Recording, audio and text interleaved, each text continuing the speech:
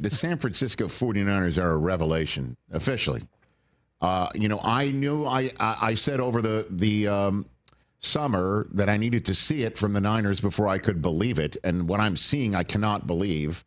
They are like the dark night of Monty Python's Holy Grail, one after another, losing one limb and just saying it's just a flesh wound as they sit there in a bloody mass on the floor. And you're thinking, well, that's the way that one goes. But they are not dead. They are the opposite of not dead yet. They are quite alive right now, leading the NFC West through 5 weeks, having not one, not two, but 3 of those 5 wins being division wins, and 2 of them being on the road at Seattle and now at the Rams, which are the 2, one would think, toughest places for them to go and win. Certainly when in week 1 they're without George Kittle halfway through. They don't have Ayuk at all. We're wondering where they're going to get some of this production now that Debo is in Washington. And Brock Purdy finds a guy named Jake Tonjes in the end zone. And guess who scored another touchdown last night? Jake Tonjes. This one from Mac Jones. Ooh. And of the 5 wins of the 49ers, not 1, not 2, but 3 have come courtesy of Mac Jones. Who? Who's like the Undertaker, coming off of the mat. Let me tell you something. Mac Jones. I saw Mac Jones finish as a quarterback of the New England Patriots and be finished as such as well. I called the game in Frankfurt. You sure did. Where he threw not 1, but 2 footballs directly at Indianapolis Colts to the point where Belichick's like, we got to zappy this guy. And they did. It was the Bailey Zappi show after that, and yada, yada, yada. Belichick was no longer coach of the New England Patriots. Mac Jones fell completely apart the minute Josh McDaniels took the job in Vegas. Mm-hmm. And the Mac Jones project was left in the hands of, this is crazy to say this about the greatest NFL coach of all time, Belichick, Joe Judge, and Matt Patricia. Well, they ruined him, so. Well, he definitely, I will never forget it. Seeing that, and I'm like, what happened to the guy who was grittying all over the Pro Bowl after his rookie season? That guy wasn't in Germany. That guy wasn't with the Patriots. That guy is with the San Francisco 49ers, and they are 4-1. They are a revelation. They are playing lights out football on the defensive side of things as well. All you would hear from a 49er fan, in the same way that Mac Jones wasn't the same the minute Josh McDaniels took a head coaching job elsewhere, the San Francisco 49er fans, every single one of them will tell you the defense wasn't the same the minute Robert Saleh left to take a head coaching job elsewhere as well. Look who's back. Look who's balling out. Look who stopped the Rams on the goal line in regulation as Kyren Williams is getting set to score his 3rd touchdown of the night, but first on the ground, boop, ball popped out, recovered. They go 3 and out to make the Rams burn all their timeouts. Rams force overtime. The Niners get the ball first in overtime. Stop me if you've heard that one before. Mm-hmm. And they score just 3. Stop me if you've heard that one before. And then the Rams march down the field in overtime with another, one shot to Puka, one shot to Devontae, and then a big shot to Tutu Atwell. That's the way it's been going. Ask the Colts how it went with Tutu Atwell last week. And then 4 and out later, game over because they stopped Kyren Williams on 4th and 1 defensively. Saleh's on the turf. He's going nuts.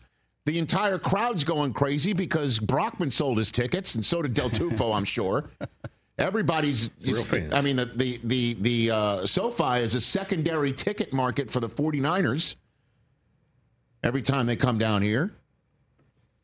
And it was the Niners' house after all. And we got to stop looking at this team as, they're about to fall apart. Even though they did against the Jaguars at home just 4 days before. This was a Stones win. This was a gut check win. This was a win that obviously Kyle Shanahan is proud of, and he was proud of Mac Jones getting it done last night. I was real impressed. He played his ass off, man. Was unbelievable in the first half. Got banged up a little bit there in the second half and battled through it and protected the ball, going against that defense and throwing the ball that many times and not having a turnover and protecting like he did. I can't say enough good things about Mac. 33 of 49 for 342 yards, 2 touchdowns, a passer rating of 100.9. Ballin'. Second most completions and pass yards in a game in Jones's career. His 6 passing touchdowns in the first 3 games with the 49ers have tied Jim Plunkett for the most passing touchdowns, been a Niners player in his first 3 games of the team. Christian McCaffrey's all over the place, 30 touches. Dude. So they, short week, they're like, screw it. We're going with Superman. 22 carries, 57 yards, 8 catches, 82 yards, and a touchdown. He's unbelievable. And then the Rams turnovers. My guy, Blake Corum, took one right off the hands on a flip play. Yep. The Kyron Williams one was an absolute killer. I would love to get this stat. The number of teams that have fumbled on the 1-yard line in a football game. What is going on with that? And then gone on to win. That's a tough one. Cardi had a rough night. Another blocked extra point. Dude, another blocked kick for them. Field goal, but he at least got one at the end. I thought they were going to block that one too, and then we wouldn't have overtime. Yeah. So Mac Jones stepped to the podium to talk about the inevitable question that always happens whenever there's somebody who performs well as a backup quarterback. It's the higher register question of like, well, maybe you should be the regular quarterback around here. Mac Jones about taking the gig. I think, they brought me here to play as a backup, and that's my job. And Brock's the starter of this team, and right now he's dealing with something. And for him to go out there last week and play when he probably wasn't at full health, like he cares about this team. So I'm just trying to get some wins for him so it helps us down the line. And at the end of the day, that's what it's all about. Like, I've been in his position. I've been a starter, and you want your backup to go in there and win, because at the end of the season, that could be the hit or miss between a playoff or not. He's unbelievable, man. Nice jacket. Nice jacket. Radio audience, half of it red, half of it black. Don't ask any questions, but Harvey Dent is an outstanding backup. That's right. Two-Face. All right. Good one. Who wore it better? Tommy Lee Jones. Who wore it better?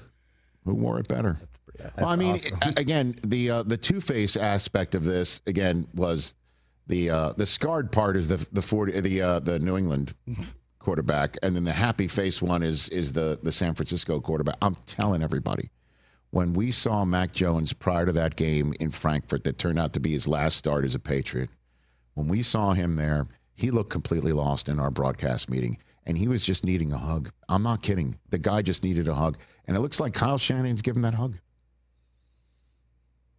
And one thing that is not going to happen here, if Brock Purdy is healthy, is Mac Jones is the quarterback there. What he is basically doing is putting on film and everybody to say, I'm the next Sam Darnold. That's me. Next year's job. I'm next year's hot free agent. Yeah. He's one of the 32 best quarterbacks in the NFL, hands down. Well, what he's dealing. He's confident. He's hitting a back foot and throwing. He knows where to go with it. The number of times he hit Kendrick Bourne last night, I forgot. I can't remember. That pass to Tongas for the touchdown, when you watch that, just like, boom, bam. Like, what a great throw. Jamar Chase wishes he had Mac Jones. Career high 10 catches, 142 yards for Bourne.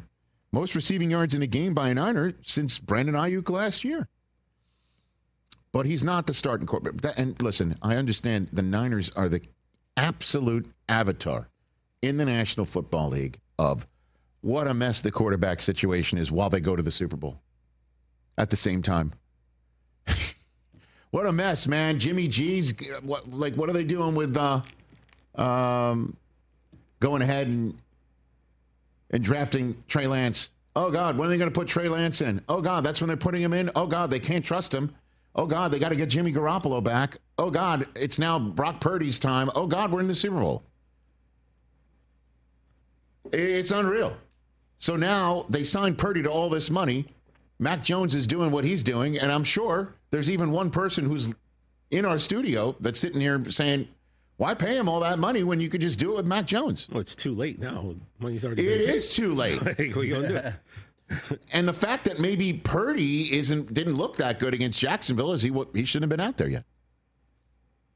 Because when he played Purdy... Or, like I was saying a year ago, you could have made Purdy play out his last year, decide if he's the guy or not. Oh, wait, we already have a guy. That wasn't going to happen. That's what the money is for. Because you can't... Well, great job. Great first ever use of that job. But the money is for him hitting the market, and you can't sit there and go, we got Mac Jones.